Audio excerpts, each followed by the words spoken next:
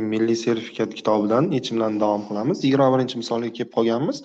21-misolda hisoblang debdi. 7 taqsim 10 plus 1 taqsim 4 va hokazo misolni hisoblashimiz kerak. Demak, birinchi mana bu qo'shish qavsichi, keyin bu ikkinchi ish, mana bu uchinchi ish, to'rtinchi mana bu ko'paytirish, beshinchi ish mana bu ayirish. Shular bo'yicha boshlar kerak. Demak, birinchi 7 taqsim 10 ga qo'shamiz 1 taqsim 4. Bularni qo'shadigan bo'lsak, mana bunga 4 ta makraj, mana bunga 10 ta makraj beradigan bo'lsak, 28 plus 10 taqsim 40 bo'lib qoladi makraj. Buni hisoblasak 38 taqsim 40 ekan. Keyin 5 taqsim 6 dan ayirishimiz kerak, 2 taqsim 3. Buni ayirganda bunga 2 ta makraj beradigan bo'lsak, 1 taqsim 6 chiqar ekan.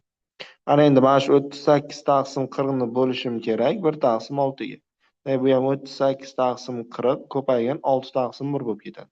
6 bilan mana buni qisqartirsam bu yerda 3, bu yerda 20 qolar ekan. Demak, 38 ko'paytirilgan 3 taqsim 20 chiqar ekan bu yoq. Ana endi keyingisiga o'tamiz. 9 taqsim 10 ni ko'paytirishimiz kerak ekan 4 taqsim 3 ga. Demak, buni ko'paytirganda 3 bilan buni qisqartirsam bu yerda 3 qolar ekan. Demak, 12 taqsim 10 ekan. Ana endi mana bu 38 bilan 20 ni qisqartirganmiz boya. Demak, 19 karra 3 taqsim 10 qolib ketar ekan. Shundan ayirishimiz kerak 12 taqsim 10 ni. 19 karra 3 bizada 57, 57 dan 12 ni ayirsak 45 taqsim 10 chiqar ekan. Bularni 5 ga qisqartirsak 9 taqsim 2. Javobimiz A javobida turibdi.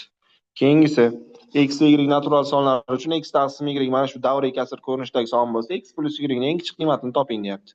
Demak, mana bu davriy kasr avval biz oddiy kasrga o'tib olishimiz kerak. 1,24 davrda 3 ni 1,243 minus 24 taqsim davrning ichida nechta son bo'lsa shuncha 9, virgul bilan davr orasida nechta son bo'lsa shuncha 0 yozardim. Ikkita 0 yozadigan bo'lsam 1,200 ayirsak 19 taqsim 900 chiqar ekan.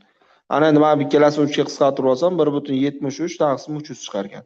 Bu degani 373 taqsim 300 degani mana shu x taqsim y ga teng ekan. Mana x bilan y ning eng kichik qiymatini topishim kerak. Bu yerdan ko'rinib turibdi x ning eng kichik qiymati 373, y ning eng kichik qiymati 300. Ikkalasini bir-biriga qo'shadigan bo'lsak 673 chiqar ekan. Keyingisi hisoblang deyapti. Demak, 0,1 ni 0,01 ga bo'lsak 10 chiqadi, virgullar sursak 0,1 100 ga ko'paytirsak ham 10, 10 ni 0,1 ga bo'lsak 100, uchalasini bir-biriga qo'shadigan bo'lsak 120. B javobda turibdi. Keyingisi hisoblang deyapti. Demak, mana bu davriy kasrlarni avval oddiy kasrga o'tib olaman. Mana buni o'taydigan bo'lsam 2,18 taqsim 99 ko'paytirilgan. Buni o'taydigan bo'lsam 1,2 taqsim 9. Demak, mana buni ikkalasini 9 ga qisqartirsam bu yoqda 2,2 taqsim 11 qoladi. Ko'paytirilgan bu yog'i 1,2 taqsim 9. Mana bu noto'g'ri kasrga o'tsam 23 taqsim 24 taqsim 11 ko'paytirilgan bu yog'i 11 taqsim 9. 11lar mana bular qisqarsa 3 ga 8 taqsim 3 chiqar ekan. Mana bu ko'paytma. Endi mana bu 2 ni bo'lishim kerak. 2 taqsim 3 taqsim 5 degani mana bu 5 tepaga chiqib ketadi. Makrajda ham kasr bo'lgani uchun. Shunda bu 10 taqsim 3 chiqib qolar ekan. Demak, 8 taqsim 3 ga 10 taqsim 3 qo'ysak 18 taqsim 3 javobim 6 chiqar ekan. D javobda turibdi. Keyingisi quyidagi sonlardan nechtasi standart shaklda to'g'ri yozilgan? Demak, standart shaklda yozilishi uchun biz bilamiz, sonning asosi 1 bilan 10 ning orasida bo'lishi kerak. 1 bilan narida keyin 10 ning darajalari kelaversa farqi yo'q. Lekin birinchi boshlanish sonimiz 1 bilan 10 ning orasidagi son bo'lishi kerak. Uje qaranglar, mana bunga qarasam bo'lmaydi, mana bunga qarasam bo'lmaydi, chunki bu 1 dan kichkina. Bunga qarasam bo'lmaydi, bu 10 dan katta. Demak, mana bu uchtasi bo'lishi mumkin. Ana endi men ko'rishim kerak, 10 ning darajalari to'g'ri yozilganmi, to'g'ri yozilmaganmi? Demak, mana bu 1,2 10 + 3 deyapti. Demak, orqadan sanab kelsam bitta, ikkita, uchta. Rostdan 10 + 3. 3 ta virgul surdim, demak 10 + 3 bo'lishi kerak, bu to'g'ri.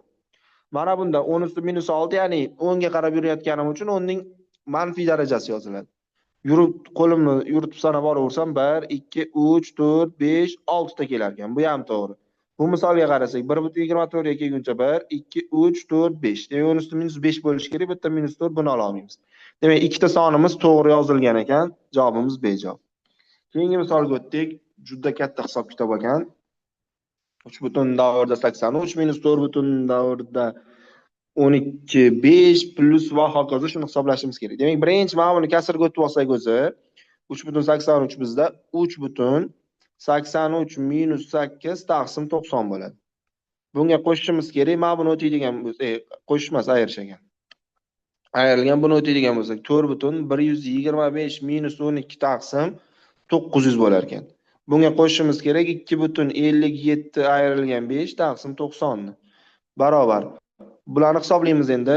Mana bu bizda 3,75 taqsim 90 bo'ladi. Bu degani 15 ga qisqartirib olsak 3,5 taqsim 6 bo'ladi. Minus mana buni hisoblaydigan bo'lsak 4,113 taqsim 900 bo'ladi. Plus mana buni hisoblaydigan bo'lsak 2,52 taqsim 90 bo'ladi. Barobar. Endi mana bilan ko'paytirib olsak 3 kare 6 18, 5 ga qo'shsak 23 taqsim 6 bo'lar ekan. Bundan ayiramiz.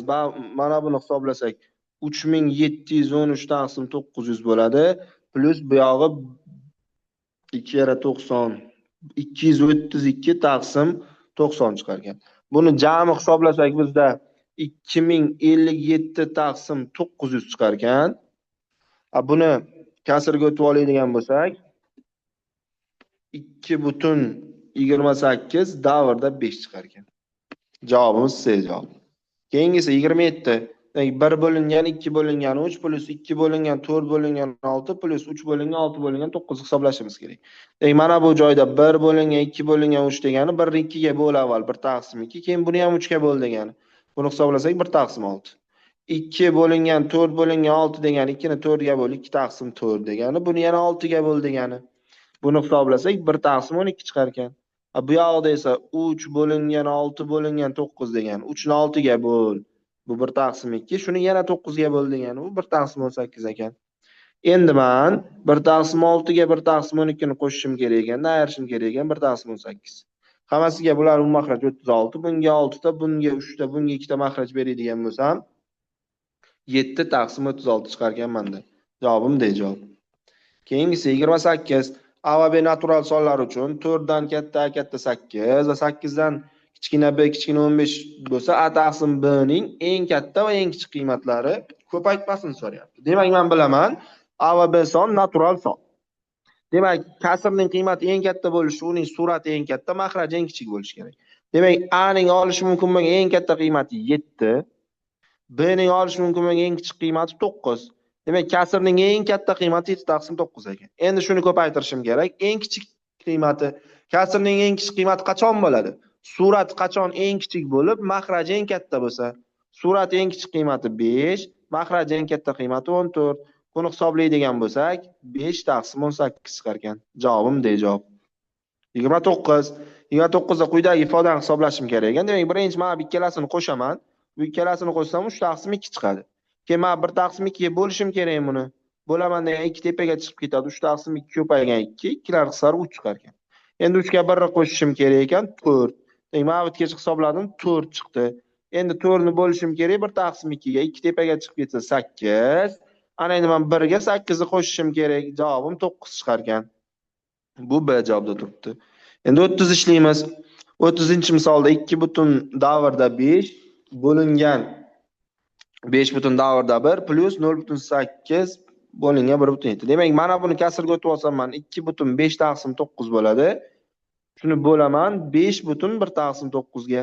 2 kare 9 18, 5 qo'ysak 23 taqsim 9 bo'lingan 46 taqsim 9. Bo'lishdan ko'paytirishga o'tib olsam 23 taqsim 9 ko'paygan 9 taqsim 46. 9 larni 23 larni qisqartirsam 1 taqsim 2 chiqar ekan.